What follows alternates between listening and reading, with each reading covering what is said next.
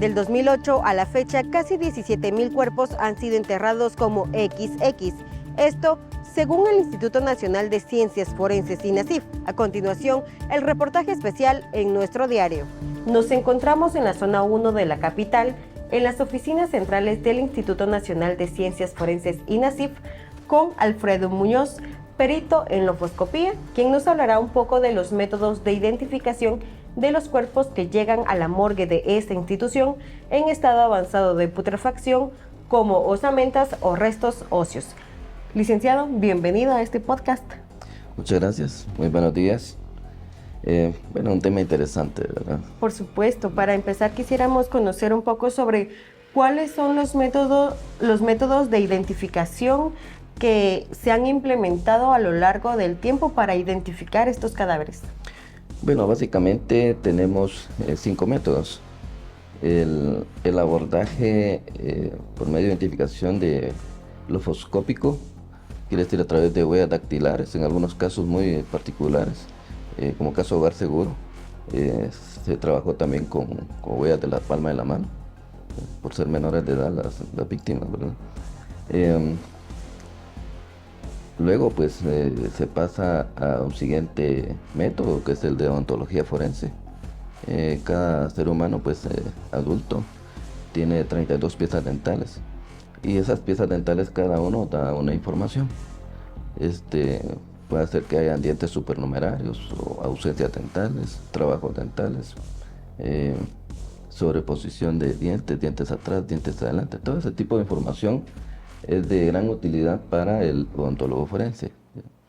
Luego pues el abordaje del el antropólogo forense.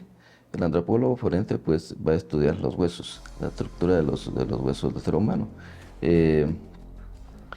Normalmente un adulto ya tiene 206 huesos. ¿Ya? Cada hueso, pues sobre todo los huesos largos, dan información. En especial algunos que nos dicen el sexo, el género de la persona, si es masculino o si es femenino. Lo permiten ubicar en grupo etario, una ventana de edad, ¿ya? Y algunas características muy especiales que algunos, por ejemplo el músico, ¿verdad? El músico, sobre todo el que sopla instrumentos de viento, tiene un desgaste a nivel dental en los incisivos centrales. Entonces, ciertas cosas particulares que el antropólogo ve también en la estructura ósea. El antropólogo va a ser claro que es lo que ayuda es a reducir un grupo, ¿verdad? Para decir, decirle al genetista, este cuerpo es el cuerpo de un hombre, de una mujer, que está en una edad determinada, ¿ya? Y le dar una talla también, ¿verdad? Un promedio de estatura, una ventana de estatura casi exacta, o sea, es mínimo. La ventana es pequeña, la edad sí es un poquito, varía 5 años. Y esta información la va a utilizar el genetista para discriminar casos no puede ser como lo más básico, ¿verdad? Por género, hombres, mujeres, ¿verdad? Busca una mujer, pues descartado todos los perfiles para hombres, ¿verdad? Y así, sí.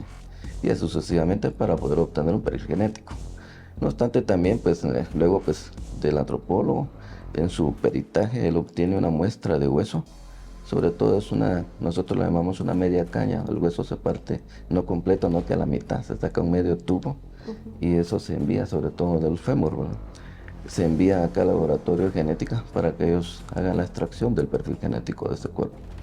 Entonces, esa es la cadena.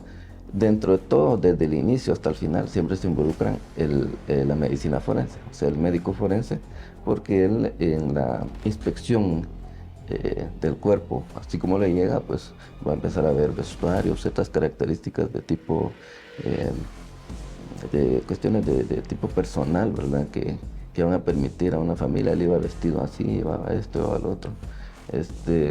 Y al examen interno del cuerpo, ya el cuerpo sin ropa, va a haber características muy particulares como cicatrices accidentales, cicatrices postoperatorias, va a decir él no tenía apéndice, no tenía una operación de vesícula, ese tipo de cuestiones. Tenía cesárea, quiere decir que es una mujer que ya había tenido por lo menos un parto, ¿verdad? Entonces todo ese tipo de información, y a nivel interno Hay casos especiales, por ejemplo, cuando una persona tiene vesícula, tiene vesícula, no tiene vesícula, ¿verdad? Es de información muy importante. Tiene apéndice, no tiene apéndice, ¿ya? Aparte de eso, también va a encontrarse, por ejemplo, casos muy particulares que, por ejemplo, tienen cálculos, grandes cálculos.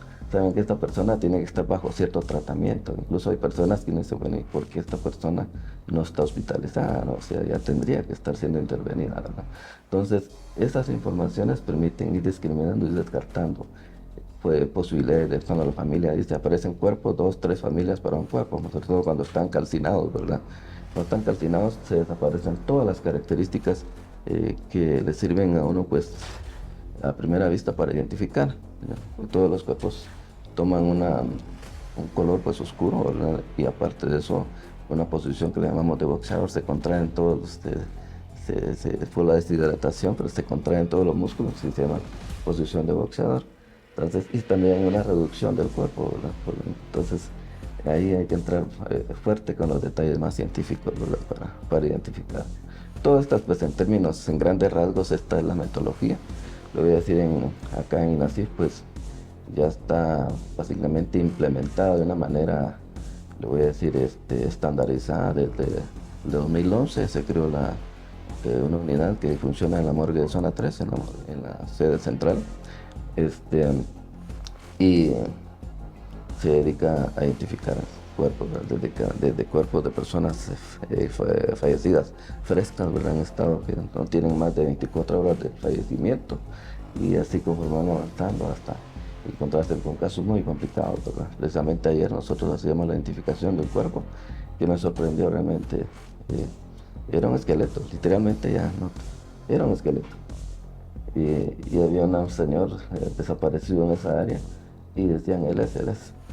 Entonces, pero dentro de todo esto, no sé, sí que hay que explicar una explicación, no encuentro, porque todavía tenía unos restos todavía de tejido en estos dedos precisamente. Y uno de los dedos nos permitió obtener ahí sí que ya no, ya el método es a través de una cámara profesional, ¿verdad? Con un objetivo macro que permite acercarnos máximo a los detalles de la impresión dactilar, de las líneas que están en ese dedo. Lo copiamos y por buena suerte para nosotros, la persona desaparecida, cuando registró sus huellas por DPI, por gestión de DPI en el RENAP, dejó la huella, la lateralizó de tal manera que cabal era el mismo lado que necesitábamos ver. Dijo un compañero, como que este señor sí quería que lo identificáramos rápido. La identificación por huellas, quiero decirles que la identificación es la primera barrera, ¿verdad? Porque hoy en día pues ya tenemos más de 130 años de que el método es utilizado. Está probado que no falla, que no admite margen de error. Es rápido, es económico y es certero, ¿ya? Entonces, y es la primera línea de abordaje, ¿no? Si huellas no puede, entonces ya se pasa a ontología forense, ¿ya? Si huellas y ontología no pudieron, se pasa a antropología. Y luego, pues, por último recurso es genética. Es un procedimiento más caro, un poco más tardado, ¿verdad? No van a encontrar un caso genético que lo van a sacar hoy y en la tarde ya está, no, eso no pasa, ¿verdad? Ni aquí, ni en ninguna parte del mundo, ¿sí? Más o menos, ¿cuánto dura el proceso de identificación por genética? El proceso por genética hay desde casos no complejos hasta casos complejos. La complejidad radica en qué tan degradado está el perfil genético, qué tan degradado está el cuerpo que nos permita obtener un perfil. Por ejemplo, los últimos casos, en el caso Volcán de Fuego, los cuerpos que estaban más cerca al área de la acción del volcán sufrieron calcinación de tal manera que estaban carbonizados, literalmente eran carbón, se les hacían a uno las piezas en la mano, se hacía carbón. Muchos de esos cuerpos ya no tenían un perfil genético útil. Entonces, mientras más compleja es la obtención de la muestra, más tardados. Pasaron meses tratando de sacar frecuencias de ADN y no fue posible. Hay casos fáciles que, incluso un caso muy, muy rápido, podría decir que en 3 días, una semana ya está, ¿verdad? Pero es más o menos. Como digo, por huellas la identificación es inmediata. A veces hay casos que más tarda en descargar uno el registro para comparar lo que uno ya sabe que es la persona. Incluso más tarda el sistema, pues cuando se cargan las huellas, de 4 a 6 segundos tarda en generar el candidato. Hoy en día se dan cuenta de que ustedes mismos con medios de comunicación, al informar a la población, pues el cuerpo fue retirado, fue levantado y se fue remitido en la CIF como XX, ¿verdad? Sin identificar. Pero al rato ya están ampliando la información que fue identificado con la identidad que le corresponde, ¿verdad? Pero es a través de nuestros métodos que permitieron reducir las cifras de XX hasta un 2%, que es el dato que se maneja hoy. 2 de cada 100 cuerpos se quedan sin identificar. O sea, es lo mejor que se tiene aquí en toda el área mesoamericana, y competimos mucho con Sudamérica, sobre todo Colombia, pues está en otro nivel. Ellos, un cadáver de cada 300, pero por ahí les puedo contar el éxito colombiano, ¿verdad? Ellos el ciudadano colombiano desde los 8 años de edad ya está en sus huellas en las bases de datos. Ese es el éxito, ¿sí? Y por una gestión obligatoria que tienen que hacer, ¿verdad? Entonces a eso hay que apuntarle. Por supuesto. Entre los métodos, una cosa que me pareció muy interesante es que usted nos comentaba de que por medio de los huesos ustedes pueden identificar si la víctima es hombre o mujer, pero cuéntenos un poquito más de cómo es este proceso de identificación. ¿Qué aspectos tiene el hueso de un hombre y qué aspectos tiene el hueso de una mujer? ¿Cómo es ese proceso? Los huesos principalmente que dan esa información es el cráneo y la pelvis. En la naturaleza, pues la creación divina, como le veamos, la pelvis de una mujer la envía al mundo preparada para el parto, ¿ya? Tiene una forma diferente que la del hombre. Ese es el primer punto. Y ya pues los cráneos pues también tiene facciones más finas, ¿verdad? La de una mujer guarda ciertas líneas que no guarda la de un hombre. Entonces básicamente son los dos huesos que nos dan esa información. Licenciado, ¿y cuándo es necesario que un cuerpo deba ser identificado por medio de genética? Usted nos mencionaba pues de que las víctimas, por ejemplo, del volcán de fuego, fue necesario que fueran identificadas por medio de genética porque ya era imposible identificarlas por otro medio, pero, por ejemplo, si a la morgue llega un cuerpo en estado avanzado de putrefacción o osamentas, ¿cuándo es necesario que sea identificado por genética? Hay varias situaciones, pues definitivamente un cuerpo calcinado, que ya tenga una calcinación tan fuerte, le voy a decir, y que haya afectado seriamente el cuerpo y que ya no haya posibilidad de huellas, entonces debe de irse por genética, ¿verdad? Cuando aparecen cuerpos decapitados, ¿verdad? La cabeza separada del cuerpo, pero aparece el cuerpo, no aparece en el sitio, no que aparece por allá. Entonces, para el derecho, para las instituciones del sector justicia, es necesario demostrar que aquella cabeza es la de este cuerpo. Recordemos el caso pues lamentable sucedido en Los Cocos, en Petén, ¿verdad? Donde varios de esos cuerpos fueron decapitados y había varios cuerpos decapitados y las cabezas por allá. Otro caso sucedido en una prisión, ¿verdad?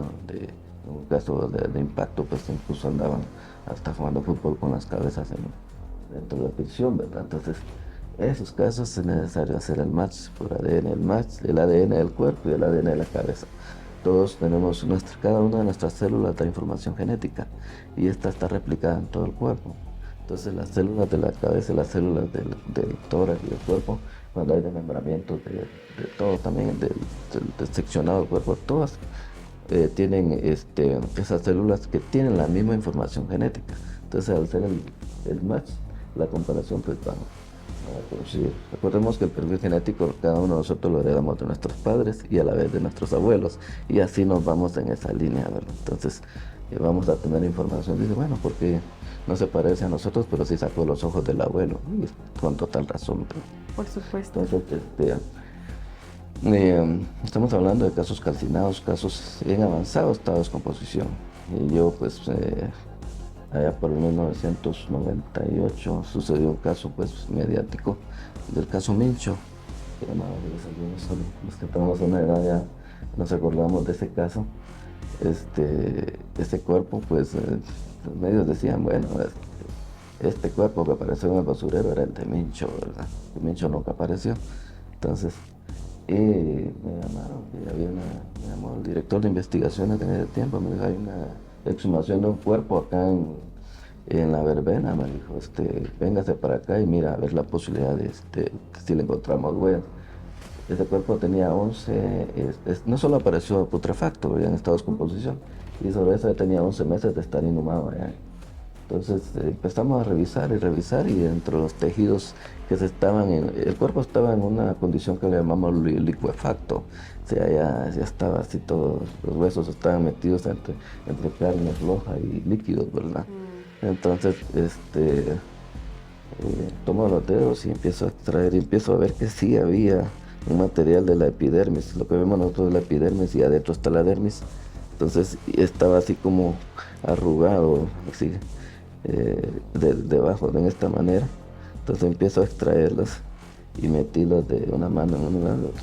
Logré extraer cinco huellas en condiciones útiles y esas huellas permitieron descartar que ese cuerpo no pertenecía a Mincho, ya, en el 98. Entonces, tenía un cuerpo que tenía tal vez 3, 4 días de estar tirado ahí en el basurero y después tenía 11 meses. Ya estoy hablando, casi tenía un año y fue posible la recuperación de huellas. Cuerpos en estado de descomposición de 10, 15 días es fácil. Podrían tener una identificación fácil por huellas.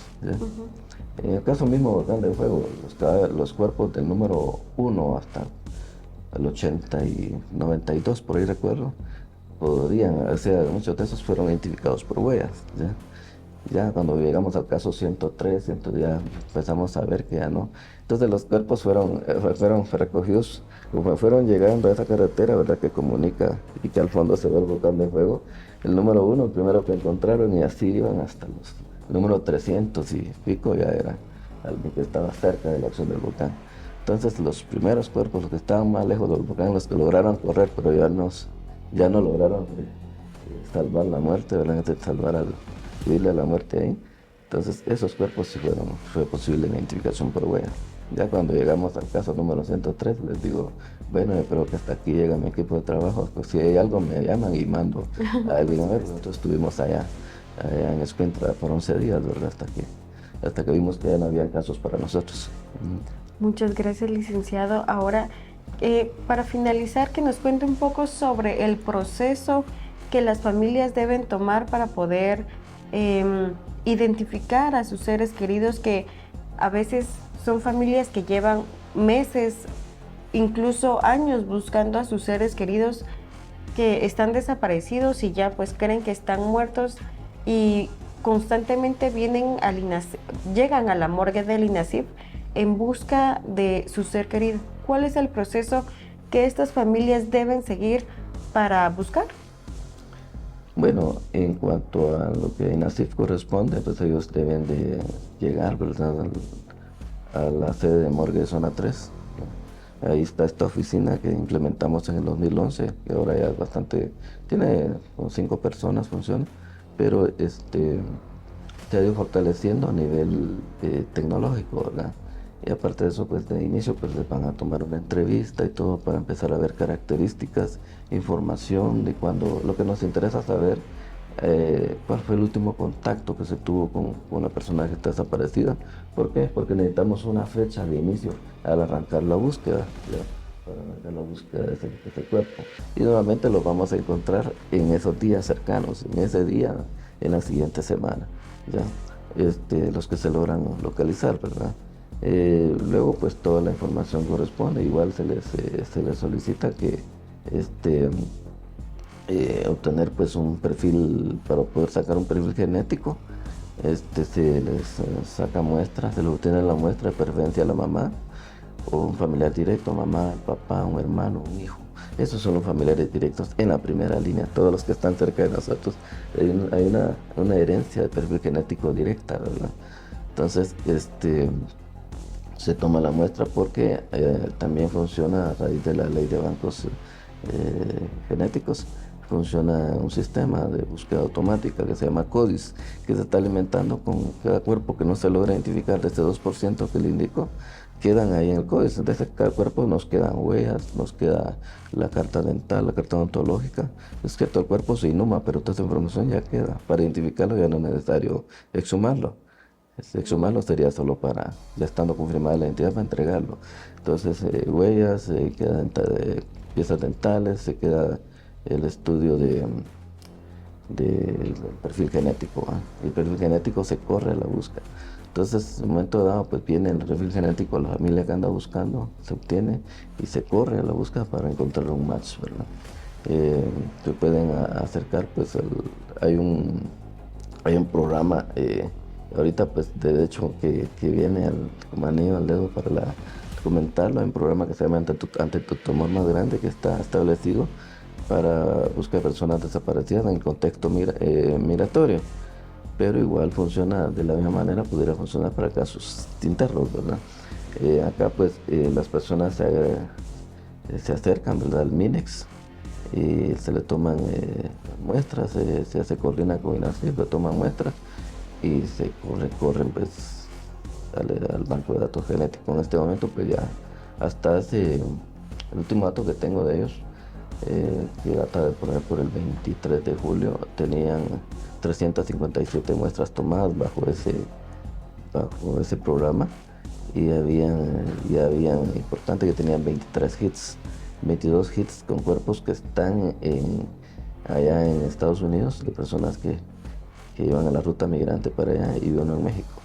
Entonces, pero todo este programa también funciona perfectamente para acá, ¿verdad?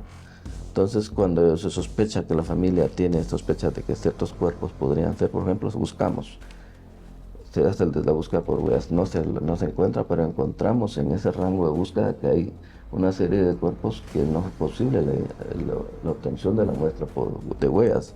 Entonces, a ti tiene que pasar a otro. Entonces, te pasa por la parte dental, si ellos tienen fotografías. Lo ideal es que la persona tenga, que haya tenido, por ejemplo, un tratamiento dental profesional, ¿verdad? Entonces, ahí en esas clínicas odontológicas tienen una cartilla dental de él, tienen imágenes de la dentadura, tienen cuestiones de rayos X y todo eso. Si tienen todo eso, pues perfecto, ¿verdad? Pero si no, pues con fotografías donde la persona se esté riendo, ese tipo de cosas, nos muestra las características de sus piezas dentales, ¿verdad? Y así se va haciendo la identificación. Entonces toda esa información el GAP la aporta a la familia. Entonces, si al final de cuentas no se logra identificación, pues ya esos casos que no se logra identificación por huellas ni por odontología, entonces pasan para ADN. Entonces ya se les pide, por ejemplo, tenemos un caso específico bajo sospecha, entonces ya le pedimos que se le tomen muestras para hacer la identificación, ¿vale? Este 2% de víctimas que no son identificadas, ¿cuál es el perfil de estas víctimas? Identifico 3 perfiles básicamente. El primero, que son menores de edad. A la fecha pues todavía está en la agenda, puede decir, del RENAP, poder enrolar a todos los menores de edad. Se empezó con un enrolamiento hace como 4 años, se enrolaron, no muchos, tal vez unos 50,000, 100,000. Podrían darle un número, pero no fueron muchos, ¿verdad? Entonces, es una cuestión de que los sistemas automatizados para huellas de un niño hacia un adulto son diferentes, ¿ya? Y por ahí pues se necesita más inyección presupuestaria para poder fortalecer sus sistemas tecnológicos, ¿verdad? Y poder seguir capturando las impresiones de los menores de edad. Dentro de este rango también están, lastimosamente, muchos de estos pues hoy los vemos que se involucran con pandillas, y esto pues prácticamente muy rápido aparecen como fallecidos, ¿verdad?, en nuestras morgues. Entonces es una limitante de momento pues identificar menores de edad, porque no hay un registro previo de sus huellas, ¿verdad? Caso contrario a lo que pasa con Colombia, ¿verdad? Que ellos sí desde los 8 años tienen ya empoderados de las huellas del ciudadano colombiano. El otro grupo es personas que viven en condición de calle, podemos decir indigentes, personas que consumen alcohol diario, de a rato, llaman, que están realmente en esta cuestión de alcoholismo. Entonces muchos de ellos no les interesa o no tienen cómo ir a gestionar un DPI. Entonces se nos quedan. No obstante que ya ahora, pues ya a estas alturas, en el 2024, muchos de ellos, yo les digo, no miren el sistema, condición de calle o más que todo el que está en alcoholismo. Entonces digo, posiblemente hace 10 años todavía no estaba en esa condición. Entonces tenemos una ventana de oportunidad de identificación por huellas. Y así es, un 50% dan hit en el sistema y el otro no. Porque en el 2009 empezaron a enrolar huellas para darnos DPI, ¿verdad? Aquí en Guatemala, entonces muchos de ellos ya tienen esas huellas. Y el último grupo es los extranjeros que están aquí en Guatemala de una manera irregular o que van de paso en busca del sueño americano. Entonces muchos de ellos pues lastimosamente pierden la vida aquí en nuestro territorio y tenemos pues una limitante de momento para la identificación. Muchas gracias, licenciado, por compartir esta información con nosotros, con los lectores, con los guatemaltecos que buscan las noticias en nuestro diario Noticias Como Son. Si usted tiene un familiar desaparecido, puede acudir a cualquier sede del INASIF en donde guardan un banco de datos de todos aquellos que no han sido identificados. Reportó para nuestro diario Eunice Valdés, Noticias Como Son.